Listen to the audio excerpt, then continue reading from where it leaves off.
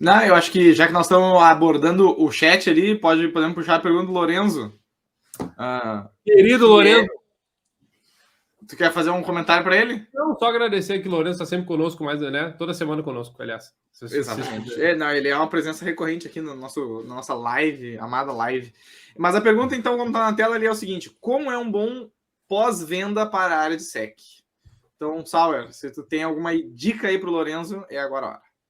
Para ele virar Imagino o que deva ser um bom pós-venda depois de um incidente de segurança, né?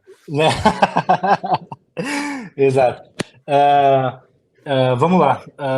Primeiro, né, quando a gente fala a palavra pós-venda, já estou assumindo, né, que a venda já ocorreu e eu preciso fazer um segmento após, né, que a aquisição do cliente já ocorreu. Ou seja, o cliente já foi convencido que a solução é ideal para ele, já passou pela parte de POC, né, já foi validada. Beleza, o cliente já entendeu que essa solução é para mim. Não existe aquela parte de convencimento inicial, né, pelo menos do comprador, de que a solução é ideal. Mas, em alguns casos, nem sempre uma solução, a decisão é unânime quando se adquire uma solução. Então, sempre se deve pensar de que um bom pós-venda ele tem que fazer com que a organização que adquiriu uma solução em si, ela continue utilizando, né? E esse trabalho de conseguir... Algo que me chamou a atenção, eu vou pegar até o gancho, é que o Gartner, ele trouxe, né, para 2023 e para os próximos anos, qual que era uma das principais características que se procuraria, né, num analista de cibersegurança, né? E eu fiquei super impressionado que é a comunicação. Então, normalmente, né, quando eu fui ler o reporte, eu pensei, cara, vai falar provavelmente de uma habilidade técnica, né? Mas não é comunicação.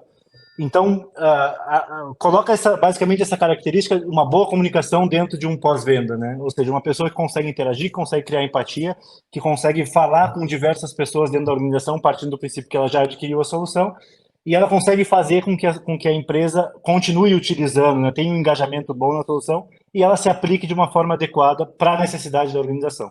Então, eu acho que um pós-venda, primeiro, é uma pessoa que ela consegue criar essa empatia no cliente e criar esse relacionamento para falar com diversas áreas, né, dentro da organização e convencer o cliente, obviamente, que a solução ficar mostrando funcionalidades novas, atualizando o cliente, né, mostrando para ele como se utiliza as coisas, não simplesmente sendo só reativo, que quando se fala de pós-venda, a primeira palavra que vem na cabeça das pessoas é, cara, alguém reativo que vai responder chamado.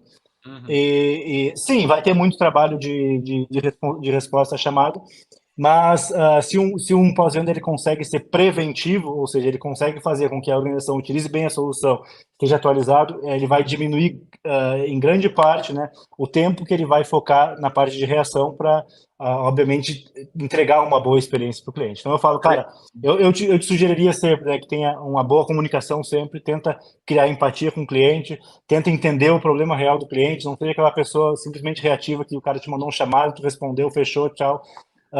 E tenta entender, às vezes, isso acontecia muito quando eu trabalhava um tempo que pós-venda, aí o cliente dizia, cara, eu preciso XYZ, como eu falei, é a mesma coisa que o paciente, o médico, e dizia, olha, eu preciso XYZ.